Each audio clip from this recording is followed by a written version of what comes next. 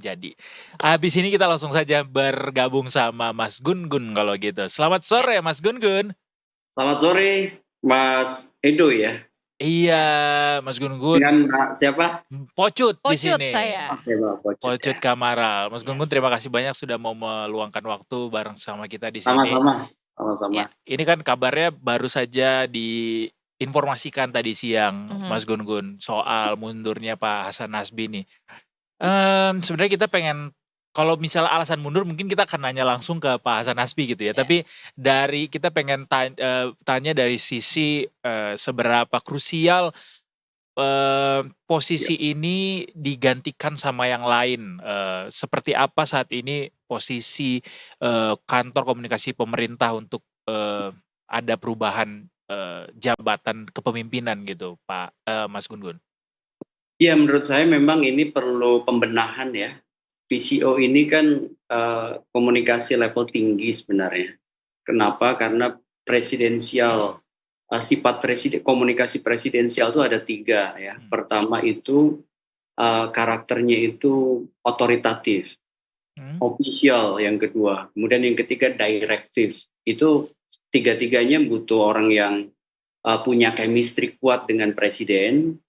Kenapa? Karena kepala kantor komunikasi kepresidenan itu harus melekat dengan presiden. Jadi agak aneh sih memang kalau PCO itu kantornya itu di luar istana. Di banyak negara, termasuk di Amerika kan, West Wing, itu tidak berjauhan dengan posisi di mana presiden berkantor.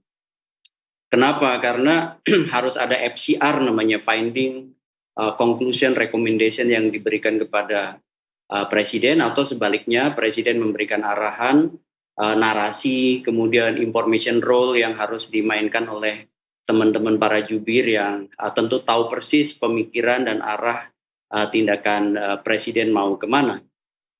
Jadi selain chemistry itu harus ada protokol komunikasi yang bisa menjembatani antara keinginan dalam konteks pemikiran dan tindakan presiden yang harus diketahui oleh khalayak luas atau publik ya, termasuk teman-teman media, begitu. Jadi ya kalau kemarin banyak blunder dalam konteks komunikasi istana, menurut saya memang sudah sepantasnya atau selayaknya yang bertanggung jawab dalam konteks komunikasi mengelola ya komunikasi presiden itu digantikan atau mengundurkan diri jauh lebih gentleman menurut saya. Berarti mundurnya Pak Hasan Nasbi mengkonfirmasi terjadi kesalahan begitu dalam pengelolaan komunikasi pemerintah selama ini. Apakah bisa dikatakan seperti itu? Iya, saya lihat kan ada 2 problem utama. Pertama soal penganggaran PCO ya.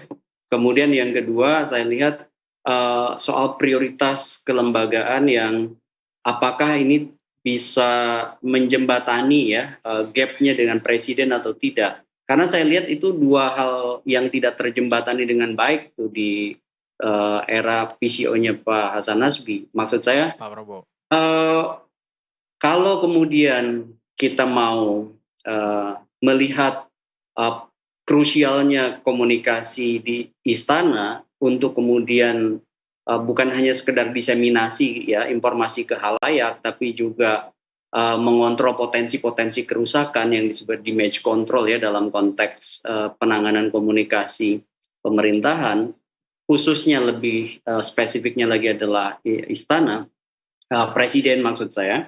Maka dibutuhkan memang figur yang sangat dekat dengan presiden sekaligus mengetahui cara atau lebih tepatnya menguasai protokol komunikasi standar ya dalam konteks presidential communications. Contoh ya, ada 12 standar kan dalam konteks protokol komunikasi level tinggi seperti ini. Contoh misalnya konteks komunikasinya, narasi utama pemerintah hari ini, kemudian information role atau peran informasi dimainkan oleh siapa, harus ada yang berdisiplin sebagai koki informasi sekaligus sebagai penyaji dengan orang yang berbeda. Jadi ada orang-orang yang memang mendedikasikan diri profesional sebagai koki, tapi juga ada yang sebagai penyaji. Maksud saya jangan kemudian tumpang tindih karena itu menyangkut juga basis data dan mekanisme penyampaian yang jauh lebih tertib dan berdisiplin dengan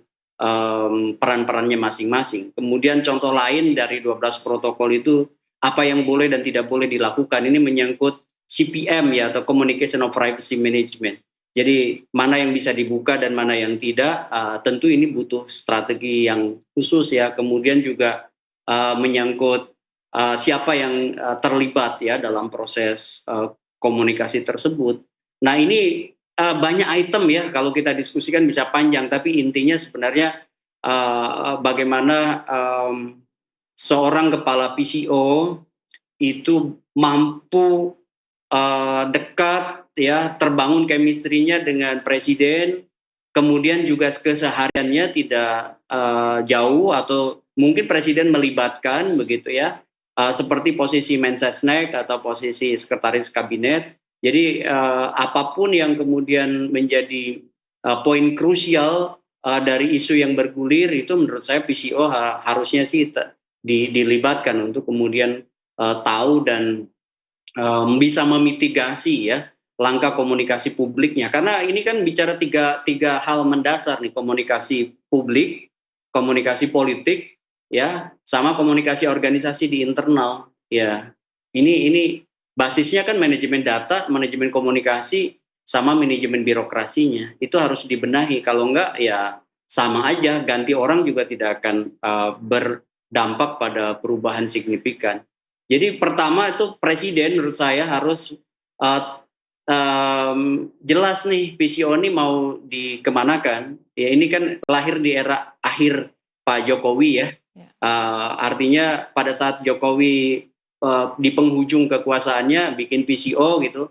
Nah kemudian berlanjut di eranya Pak Prabowo, tapi kemudian saya lihat tiga komponen dasar tadi, manajemen birokrasi, kemudian manajemen data dan manajemen komunikasinya tidak atau belum terfasilitasi dengan baik. Salah satu yang dikeluhkan kan juga soal anggaran, berarti bagian dari manajemen birokrasi itu.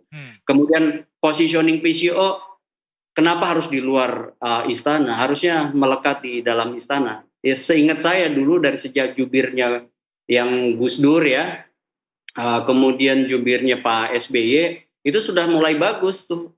Ada pembindangan, Mas. Ada misalnya juru bicara bidang politik luar negeri, juru bicara bidang dalam negeri, juru bicara kebencanaan gitu ya.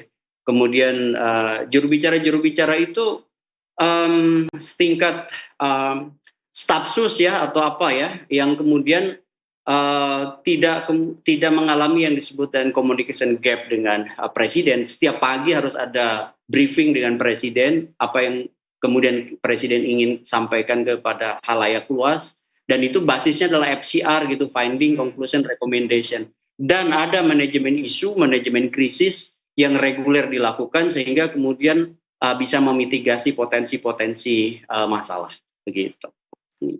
Baik, kalau misalkan menurut Mas Gun-Gun sendiri nih, sejauh mana sebenarnya di era Pak Prabowo ini kita membutuhkan sosok PCO ini?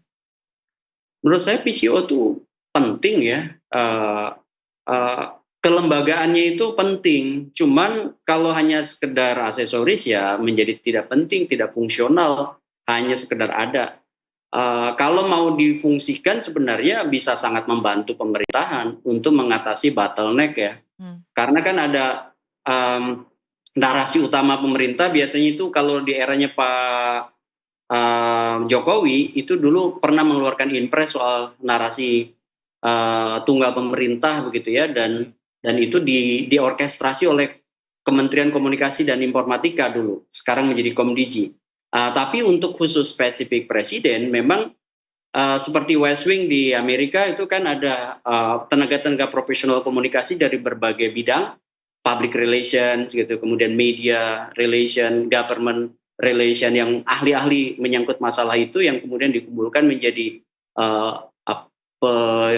menjadi peramu, menjadi pengolah ya, kemudian menetapkan juga siapa yang kemudian menjadi diseminatornya di masing-masing platform ya, digital atau hubungan komunitas. Nah, masalahnya adalah menurut saya satu, secara kelembagaan PCO itu mau ditempatkan seperti apa oleh Pak Prabowo. Jangan sampai kemudian ya ada PCO tapi kewenangan untuk mengelola komunikasi diserahkan ke Mensesnek begitu. Sehingga ya itu menunjukkan memang tidak kepercayaan presiden tidak pada PCO gitu, tapi pada Mensesneknya. Nah ini dalam konteks tata kelola kelembagaan itu juga nggak bagus ya. Kalau PCO memang mau dihadirkan sebagai salah satu bentuk problem solving dalam mengatasi kerawanan komunikasi, paling tidak Mas, itu menurut saya atau Mbak ada 3 hal yang harus dibenahi ke depan. Pertama, kelembagaan PCO-nya harus jelas, artinya dia mengawal atau gatekeeper presidential communications gitu. Jadi yang tadi punya 3 karakter, otoritatif, direktif, official, itu kelembagaannya harus diarahkan ke situ dan dipimpin oleh orang yang memang punya pengkarakteran itu begitu. Jangan tiba-tiba bicara dimasak aja gitu. Itu kan impromptu yang menurut saya kurang pas gitu ya. Jadi nah itu yang pertama kelembagaannya. Baru yang kedua bicara soal topangan data yang harus diperkuat, karena tanpa data ya menurut saya siapapun tidak akan bisa bicara tepat guna tepat sasaran. Nah makanya kemudian mengolah data dari berbagai macam sumber itu harus diperkuat di PCO. Baru yang ketiga itu harus ada kejelasan mereka-mereka yang menjadi diseminator atau spokesperson dari PCO. Jadi bukan hanya sekedar ikut ya mungkin tim pemenangan kemarin, bukan karena pertimbangan itu, tapi memang harus orang yang tepat, punya kemampuan CPM atau Communication of Privacy Management yang bagus, sekaligus punya kemampuan untuk menahan diri bahwa dirinya itu sebenarnya bukan semata-mata membicarakan keinginannya, tapi sebenarnya ingin menarasikan apa yang kemudian jadi pikiran dan tindakan presiden begitu.